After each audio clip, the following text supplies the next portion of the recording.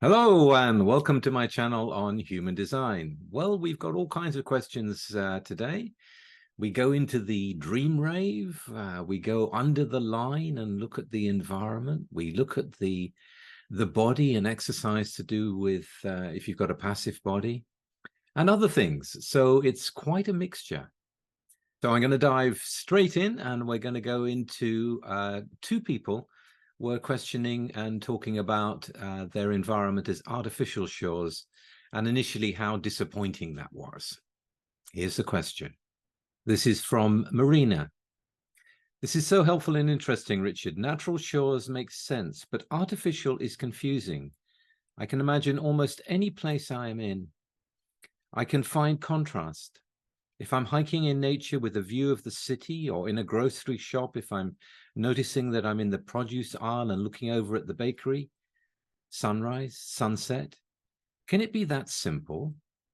Am I supposed to just notice the contrast? I feel good at beaches and next to bodies of water. I was pretty disturbed when I found out I was artificial shores because I don't like anything artificial. I like everything natural. And I won't even wear makeup. I surround myself with natural fibers. I would even live in a hand-built house if I could. I do have a lot of twos in my chart, a 6-2 mental projector, touch cognition. And then Sonny Houston also comments on that. I had the same feelings of disappointment when I discovered I was artificial shores as a fellow nature lover. And I have come to a similar conclusion to you around artificial shores. I describe it as having a view, of being in the transition space, of being able to view the space of transition. And like you said, there's lots of these in life. So I now notice how comfortable I feel when I'm in these environments. And I adore my artificial shores now. Okay, well, thank you for the questions, both of you. So let's go into a little bit more. If you're a shore person, whether you're natural shores or whether you're artificial shores, there is going to be an interest in what's on the other side. Think of it like a horizon view. And if you've got artificial shores, that doesn't mean you don't have nature around you. I mean, I'm a hardscape 1-1 cave person, and I love nature, but I also need the hardscape. So I live in a wood in the town. And it kind of works both ways for me. It did take a long time to find the place, though. In your case, it's really about being curious about what's on the other side, the boundary between the state or the county. And when people come in from the outside, curiosity about the way they view life, you know, the country people or the people from the shores when they come in. They'll have different ways of behaving socially. They'll have different things that are important to them. And these should be a curiosity for you naturally. You know, what's on the other side? It is a transitionary environment. So you will be needing people coming in and going out and coming in and going out, and you'll be learning from them. You'll be learning about what's on the other side. And in your own case, you know, there is this natural movement in you in life to move from one place to another, to transition from one place to another, which both of you may recognize. So it is not a negation of the natural. It's not that. It's about being able to look beyond the horizon and consider that wherever you are.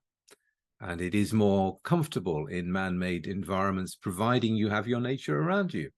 You also have your convenience around you. The shops aren't too far away. You know, the conveniences that you need for everyday life aren't too far away. So I hope that's cleared it up for you. I hope that's added to your understanding. And thank you for the question. Good. Now, our next question, I've kind of really ruminated on it because it was a question I could have dealt with on the surface, and I will do it that way, but I also want to take you into the DreamRave and to get you to understand what's going on there. And I'm using this question as a vehicle for that. So here's the question. This is from Stephanie. Hi, Richard. I have a question about my gate 64 and vivid dreams. I have 64-4 in an open head center, and it's also my design sun. I read that having this gate activated from one's design can lead to powerful dreams, and that's certainly the case with me. I go through regular periods when I experience very vivid dreams, which can be quite exhausting, as I feel like my brain does not actually get the rest it needs, and this is disruptive to my daily life. I also find these dreams weirdly exhausting on an emotional level. Is there anything I can do to prevent this from happening, or a way to figure out what may be triggering it? Thanks once again for your helpful and interesting content. Okay, Stephanie, thank you for the question. It takes us into another layer of human design, and I'm always happy to open the layers to some extent. Although I'm not going to go into all the keynotes of the DreamRave, because that would be a long course rather than a segment in a YouTube video. So within the constraints of the time, let's just look at the chart. You have all of the gates in the head center as a filter. So there isn't this ongoing pressure to think, but there is this ongoing attempt to catch inspiration, to find out what is inspiring about the past in the 64, what is inspiring about inner truth and the mysteries in 61, and what is inspiring about where the hell we're going and the doubt in the 63 about the future.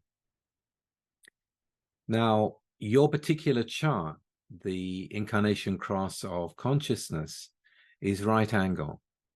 And it has within the sun and the earth on the design side, the 64 and the 63.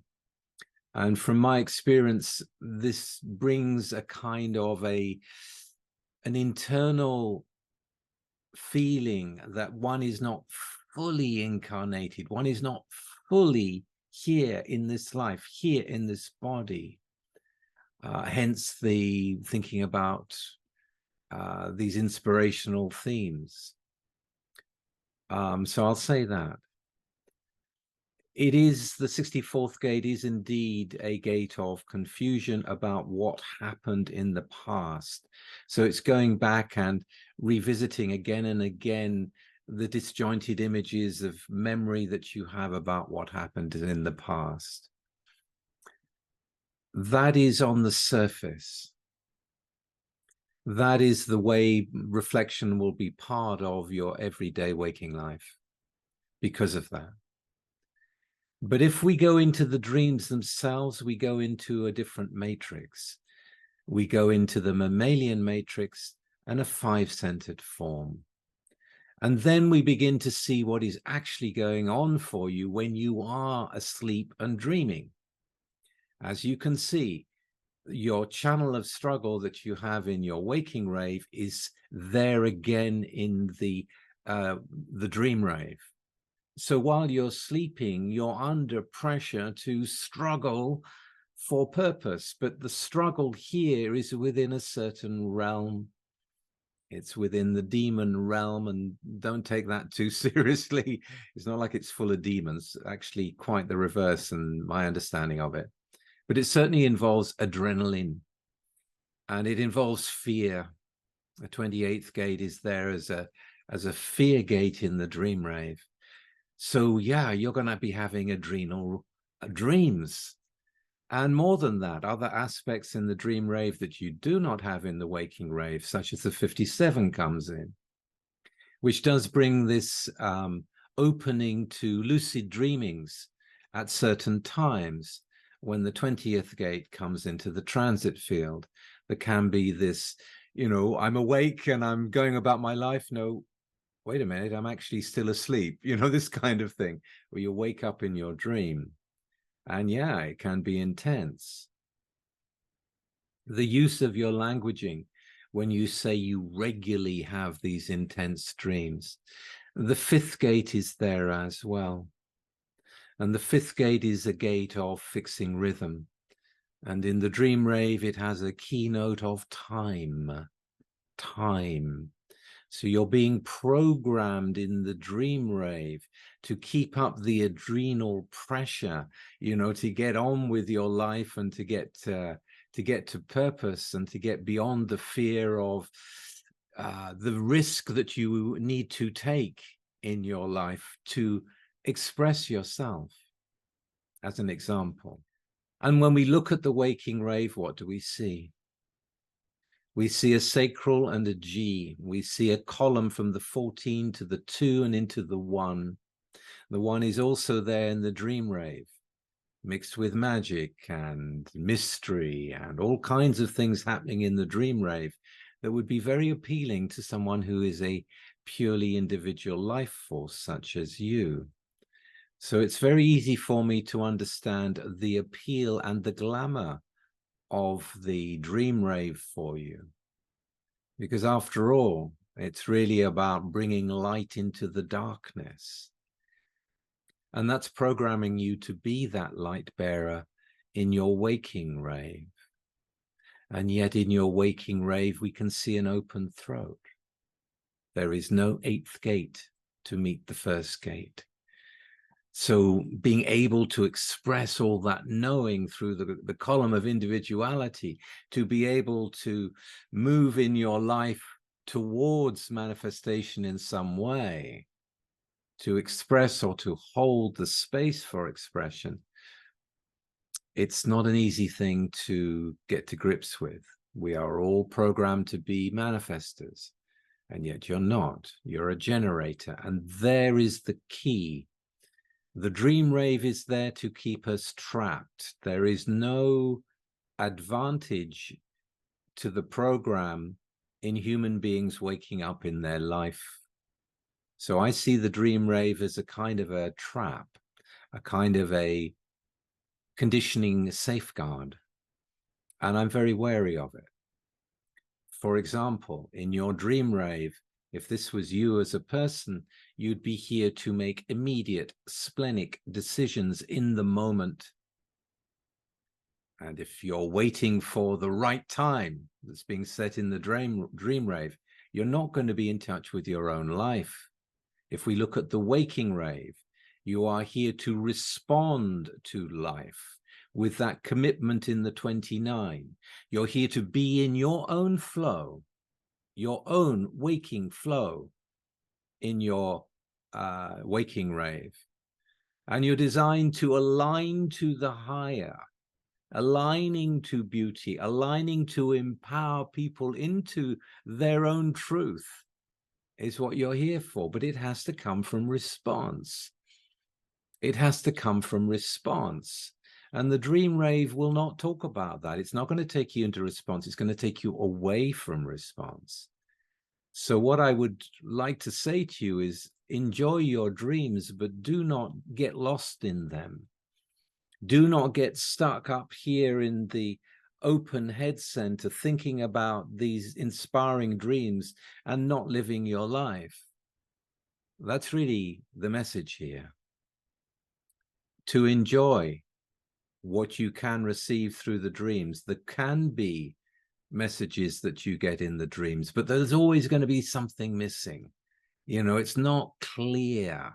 It's not going to be really clear. You're going to get bits and pieces for you to then think about and then get lost again in rehashing what you remember of the dream again and again. Don't get caught in the trap. Okay, I hope that was helpful, and I hope the rest of the viewers enjoyed that little dive into an alternate reality. For our next question, we come back right into the real world, if I can put it that way, with a question about a passive body. This is from Bean Jamming 919. Hi, Richard. Could you explain more about maintaining physical health in a passive body?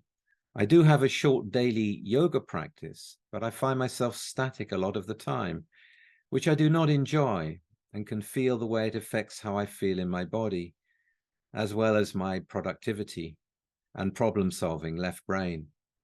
I recognize that I need a lot of rest, and I love chilling out. but often I am inactive and feel restless and understimulated. I'm an emotional MG, which leads me to prolonged internet use, which I don't want. Anyway, the main thing I'm inquiring about, surely it's important for any human being to exert exercise, as this is what we are biologically constructed for. What about maintaining the health of our hearts? Any insight would be appreciated in my search for a lifestyle that feels healthy and aligned. Thanks for the question, Bean Jamming. I find Pilates to be something that passive bodies can really enjoy. And yes, indeed, yoga that you're already doing. I don't have your full chart, so I can't comment specifically. I don't know if you have a fixed spleen or not, which would be useful to know. I don't know how many right arrows you've got. I know you've got a passive body. Another form of activity, and you're right, we do need to exercise the body, whether you're passive or not. You're absolutely right. We do need exercise, but it's going to be a more gentle exercise. You know, jumping up on rebounders can be very helpful for passive bodies. All they have to do is jump up and down, and it's quite a nice experience. Counting would also be useful, so that you can keep it up until you've come to the end of the number. So those are two suggestions: Pilates, rebounder, going for walks, or kind of wandering on your own. There's a kind of a wandering vibe with the passive body. You know, you're not going from A to B, you're out there in the experience of walking. That can also be good exercise for you. I've also heard from passive bodies that they enjoy cycling, where they can sit and they can cycle, and then they can stop, or they can push the bike up the hill and they can sit and freewheel down again. And this mixture between passivity and activity seems to work well for a lot of them. So hopefully those are things for you to consider. And the main thing is, if you've really got, you know, stuck and sedentary on the computer, please understand it's not just that. You're also being held in a very strong electromagnetic wave while you're at the computer. And you've got to break that. You've got to break that habit. Everyone's getting it, you know, everyone's on their phone. It's part of what will keep you static. So be aware of that. Keep yourself away from the electronics when you can. Your passivity is, you know, they're receiving what's coming in from the environment as well. Please understand that. So keep an eye on yourself. All right. Thank you for the question. Now, our final question is about the mechanics of conditioning, and it's a very important question. This is from Scarlett, one of our regulars. Hi, Richard. I want to make sure I really understand what it means to be defined by someone else. When we say our defined or open centers amplify other people's thoughts, opinions, emotions, energy, fears, this has got to be when we're around them, right? Yes, Scarlett, that's exactly it. When you're around someone that has a fixed center, you will be amplifying that center, those themes, what's going on with them, that energy, whatever it may be, you will be amplifying it around them. Yes, that is correct. But then you go on to say, but at the same time, when I'm defined through another person, either because they're defined or our composites add up in that way, does this center now temporarily operate as our own? Meaning I'm not amplifying in that moment. Okay, well, I can hear the confusion, and you're confusing me, Scarlett, too. Okay. When someone has, let's say someone has a defined solar plex, you will then be amplifying the feelings and distorting the feelings that are going on in them through their emotional chemistry. When you're with someone who has an open solar plex and you have an open solar plex, and you both have, one has the 59, one has the 6, and you join together, this isn't the same thing as having the emotional chemistry running through you. Remember, the open centers are not empty. And as open solar plexes, you will have found ways to communicate with solar plex people. You will have developed your own style that would be constantly evolving the more open solar plexes you meet and the more levels of the emotional energy you meet. And it is that upon that platform that the two of you can communicate in an emotional style, but without the emotional power behind it. And if you look more closely at what happens with you, you know, yes, you can both end up crying about something, but that is the way of amplification, where someone who was defined emotionally may not cry at all about exactly the same thing, no matter how painful it may be. So there is this difference. You're not amplifying the open solar plexus connection to you when it's defined. No, you're communicating from your experiences in an emotional way, and perhaps revisiting together emotional issues that perhaps neither of you have been able to let go of or are curious about. So that's really how I look at it. And your last line, do we only amplify when our centers remain undefined, even in company? No, you're not amplifying then. There's nothing to amplify. If it remains undefined, it's not involved in the two of you being together. It's not alive in that sense.